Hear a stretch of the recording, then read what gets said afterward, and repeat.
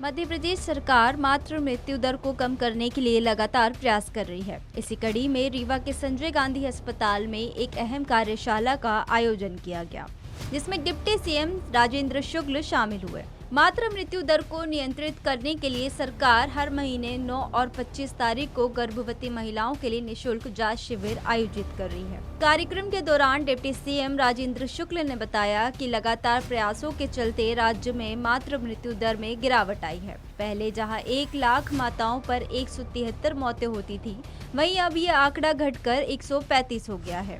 उन्होंने कहा कि सरकार का लक्ष्य इस आंकड़े को 100 से नीचे लाना है। मध्य प्रदेश में पिछले 2.5 वर्षों में जो 1 लाख माताएं जो जिनकी बच्चा पैदा करती हैं, उसमें से 173 की मृत्यु हो जाती थी। जो प्रयास किए गए हैं विभिन्न स्तरों पे, उसके कारण अब ये 135 हो गई है।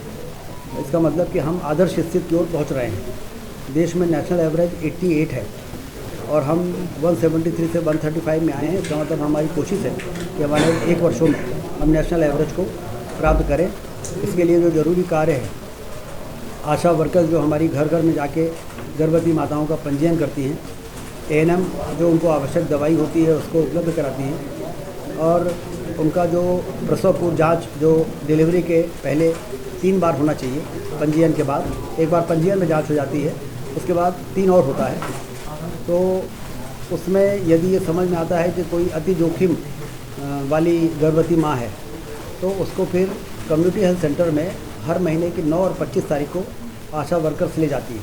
जो आशा वर्कर उनको ले जाती है, उनको इंसेंटिव दिया जाता है। जो डॉक्टर वहाँ पे उनको देखता है, उनको भी इंसेंटिव दिया जाता है।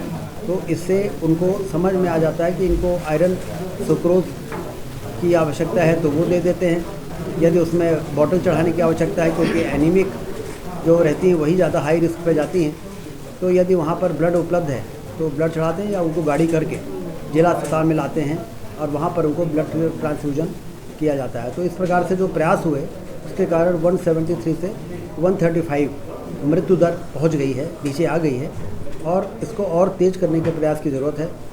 100% गर्भवती माताओं का पंजीयन हो जाए, फिर 100% का एंटीनेटल चेकअप होता रहे, फिर हाई रिस्क प्रेग्नेंट जो लेडीज़ आइडेंटिफाई हों, चिन्हित हों, उनका 100% प्रधानमंत्री सुरक्षित मातृत्व योजना के अंतर्गत 9 और 25 तारीख को उस जिले की सभी कम्युनिटी हेल्थ सेंटर में उनको पहुंचाया जाए और उनको क्लोज वॉच रखा जाए, जिससे कि हम नेशनल एवरेज को अचीव करें और फिर और ज़्यादा हम बेहतर हो सकें।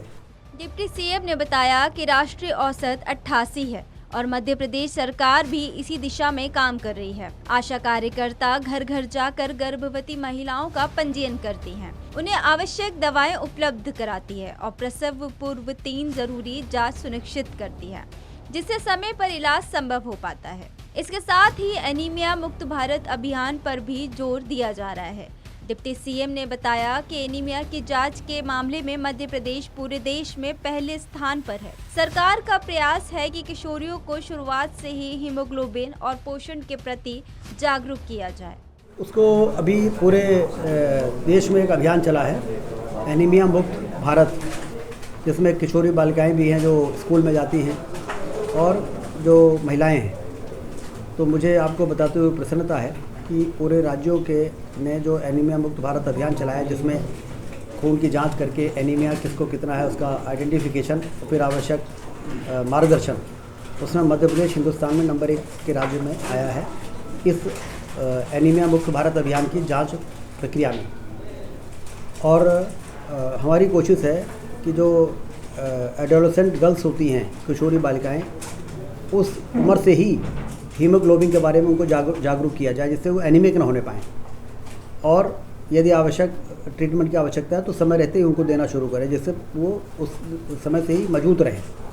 तो इसमें अब जो ये काम चला है तो इस परेशानी दूर होगी जो आपने कहा। सरकार के इन पहलों से उम्मीद जताई जा रही है कि आने वाले समय में मातृ मृत्यु दर में और कमी आएगी और महिलाओं को बेहतर स्वास्थ्य सुविधा मिल सकेगी। फिलहाल ये प्रयास स्वास्थ्य सेवाओं को मजबूत करने की दिशा में एक सकारात्मक कदम माने जा रहे हैं।